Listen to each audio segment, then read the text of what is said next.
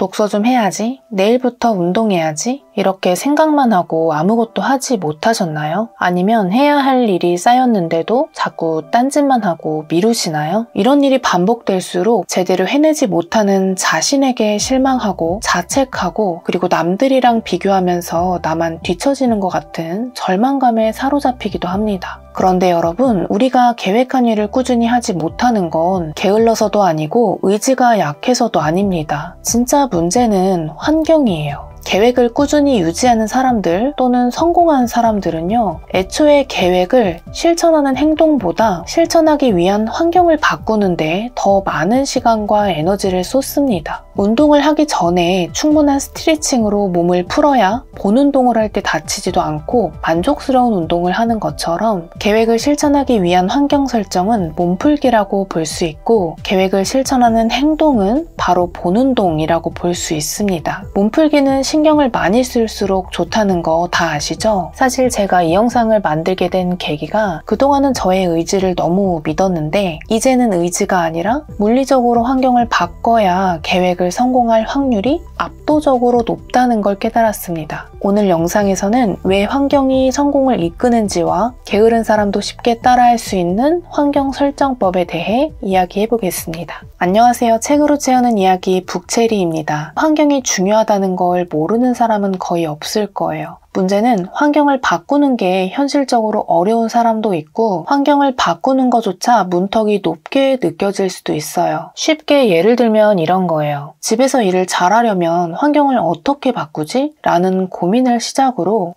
책상을 바꿀까? 책상을 바꾸면 의자도 바꿔야 되나? 그 전에 방 정리부터 해야 되는데 이참에 그냥 방 구조를 바꿀까? 이런 현실적인 문제 때문에 문턱이 높게 느껴져서 시작조차 하지 못하는 경우가 많아요. 습관 하나 만들기 위해서 바꿀 것이 너무 많거든요. 하지만 성공한 사람들, 꾸준히 좋은 습관을 유지하는 사람들은 어떻게 할까요? 이 사람들은 애초에 실패할 수 없는 환경을 설계합니다. 의지에 의존하지 않아도 되는 환경을 만드는 데 집중하고 진입장벽을 최대한 낮춰서 실패할 수 없게 환경을 바꿉니다. 바로 환경 자체가 나를 움직이도록 설계를 하죠. 그럼 왜 환경을 바꾸는 게 이렇게 어렵게 느껴질까요? 첫 번째는요, 우리의 의지를 과대평가하기 때문이에요. 누구나 살다 보면 정말 의지가 강한 날이 있어요. 그럴 때 막 밖에 나가서 1시간 조깅하고 미뤄왔던 대청소도 하고 영어 단어도 외우고 막 뭐든지 할 수 있을 것 같은 날이 있잖아요. 그런 날은 정말 그렇게 실천하기도 하죠. 하지만 현실은 어떤가요?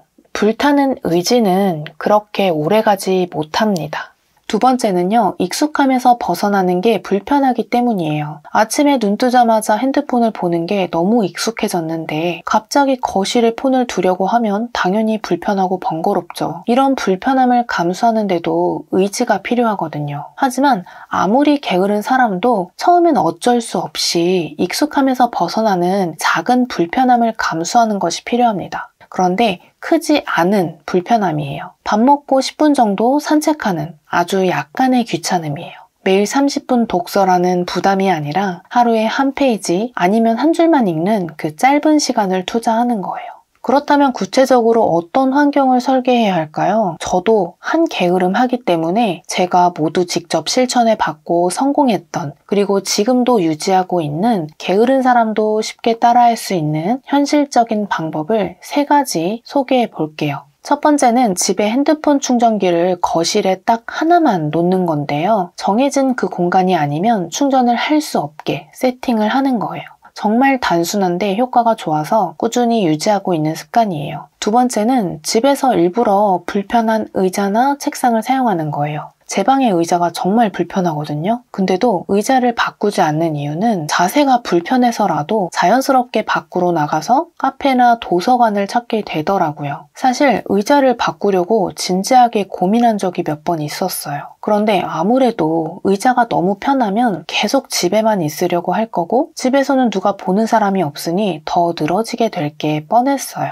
하지만 상황이 꼭 집에서 장시간 일을 해야만 하시는 분들은요, 당연히 편한 의자를 사용해야겠죠. 그런데 이런 분들에게도 환경을 설계하는 방법이 있어요. 집에서 한 가지 규칙을 정하는 건데요. 책상 위에 책 한 권, 노트, 펜 또는 일할 때 필요한 노트북만 놓아두고 핸드폰이나 다른 물건은 안 보이게 전부 치워두는 거예요. 책상은 공부하는 곳, 일하는 곳, 이런 신호를 뇌에 심어주는 거죠. 이렇게 공간을 기능적으로 구분해 놓는다면 집에서도 조금 더 집중이 잘 되는 환경을 만들 수 있습니다.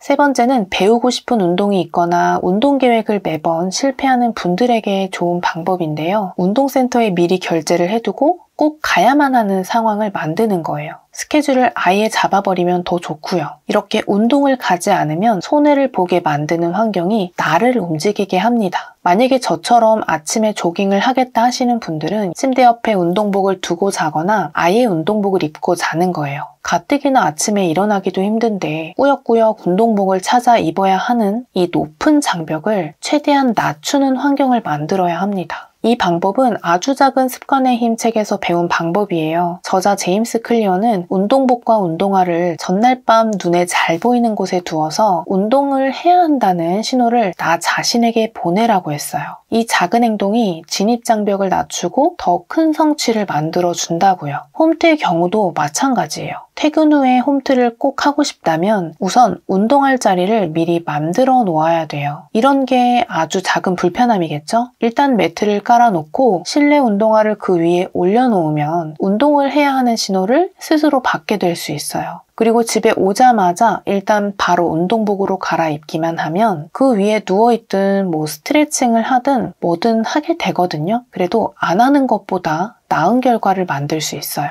방법들을 보니까 그렇게 대단한 비법이 아니죠. 특히 핸드폰 충전기를 거실에 옮겨놓는 방법은 별로 와닿지 않을 수 있거든요. 하지만 이 방법이 효과가 좋다고 느끼는 이유는 이 작은 행동 하나가 하루 전체를 완전히 바꿀 수 있다는 걸 제가 직접 경험했기 때문이에요. 핸드폰을 멀리 두고 잔 날은요, 아침부터 완전히 달랐어요. 저는 눈을 뜨자마자 핸드폰 대신 책을 읽거나 명상을 하거나 조깅을 나갔어요.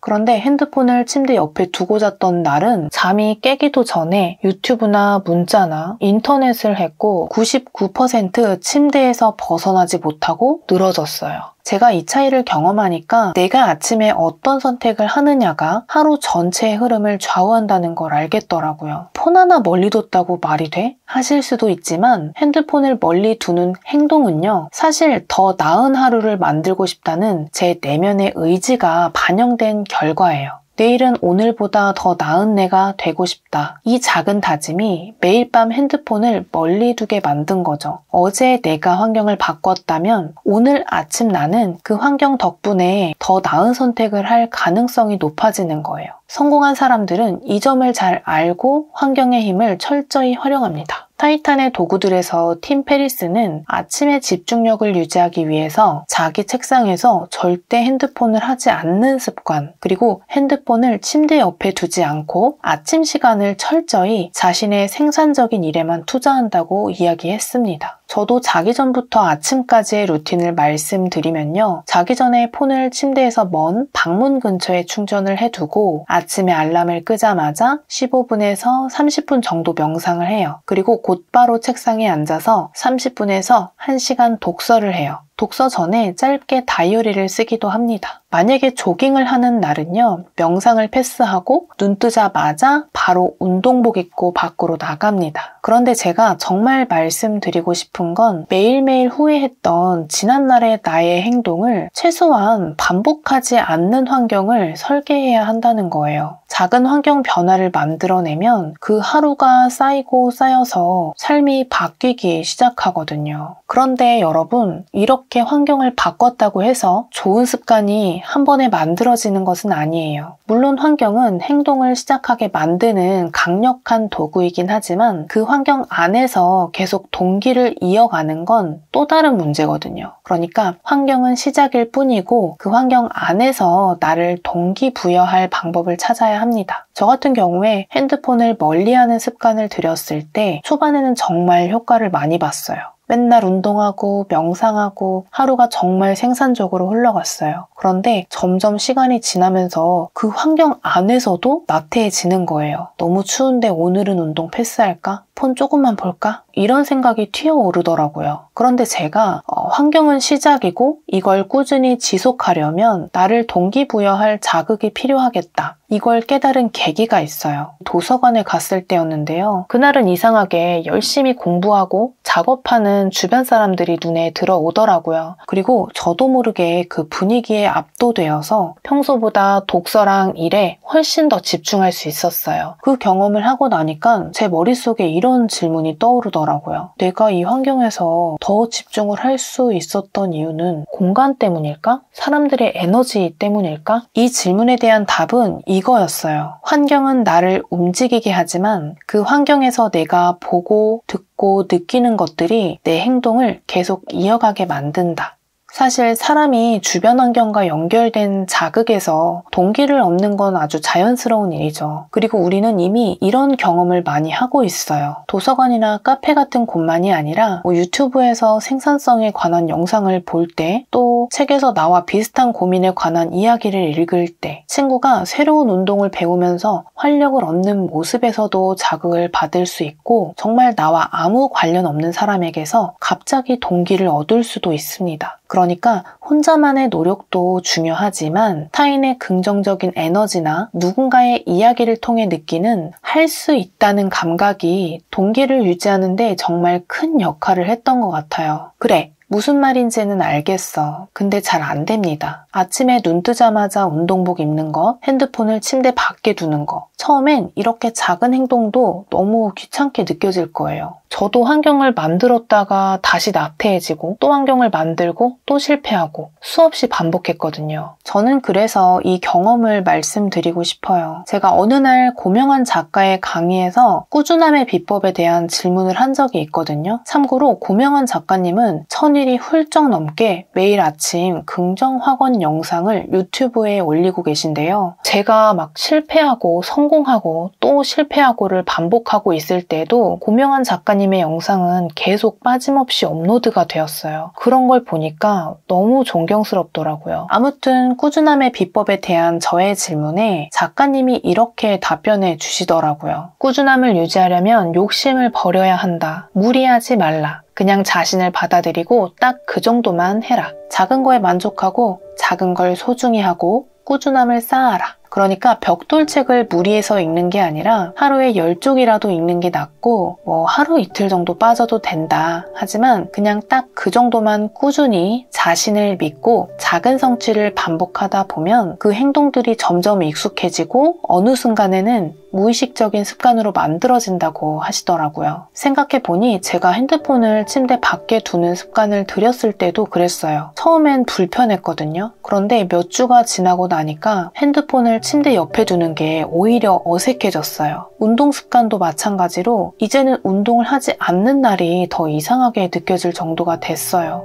근데 공통점은요. 시작이 정말 작았고 그 작은 걸 꾸준히 했을 뿐이라는 거예요. 이것이 바로 성장의 사이클입니다. 작은 행동을 반복하고 이게 습관화가 되면 더 큰 성취가 된다는 거. 완벽하려는 욕심을 버리고 작은 행동에 만족하며 그걸 꾸준히 반복하다 보면 의지가 필요 없는 상태를 넘어서 환경이 내 삶의 일부로 완전히 스며든 상태가 되고 그게 곧 더 큰 성취를 만들어 준다는 거죠. 여러분, 그런데요. 이 모든 과정이 처음부터 완벽하지 않다는 걸 인정해야 돼요. 그러니까 한 번에 성공할 수 없는 게 당연하다는 뜻이에요. 이게 자꾸 실패하면 스스로 좌절하고 자책하거든요. 그런데 실패조차도 결국은 환경의 중요성을 깨닫게 해주는 과정입니다. 아, 내가 실패했던 이유는 환경 때문이었구나. 이걸 몸소 경험하고 나면 환경을 바꾸는 행동이 더 이상 부담스럽게 느껴지지 않아요. 오히려 환경을 바꾸는 과정 자체가 익숙해지고 더 나은 환경을 설계하려는 시도가 더 자연스러워집니다. 그러면서 어떤 환경이 나한테 맞는지 하나씩 찾아갈 수도 있어요. 환경을 바꾸고 실패하고 깨닫고 다시 도전하는 사이클. 이것이 바로 우리의 삶이 성장하는 방식인 것 같아요. 그리고 환경을 바꾸고 싶어하는 마음, 어제와 다른 오늘을 살고 싶어하는 시도, 게으른 내 모습에 실망하면서도 그래도 해보자 하고 마음먹는 것. 사실 이 모든 게 여러분이 스스로 나아지고 싶어 한다는 증거입니다. 어떤 선택을 하든 그 과정에서 실패할 수도 있고 생각했던 대로 되지 않을 수도 있습니다. 여러분이 이 영상을 여기까지 봤다는 거, 여러분이 이런 생각을 하고 있다는 것만으로도 이미 반은 성공했다고 말씀드리고 싶어요. 대신 실패와 성공이 반복된다는 걸 인정하고 포기하지 않고 계속 이어가기만 하면 됩니다. 여러분이 시작한 그 작은 시도가 얼마나 소중한지를 잊지 않으셨으면 좋겠어요. 그리고 이 영상으로 좋은 생각을 할 수 있는 시간이 되었기를 바랍니다. 그럼 오늘은 여기까지 하겠습니다. 긴 영상 봐주셔서 감사합니다.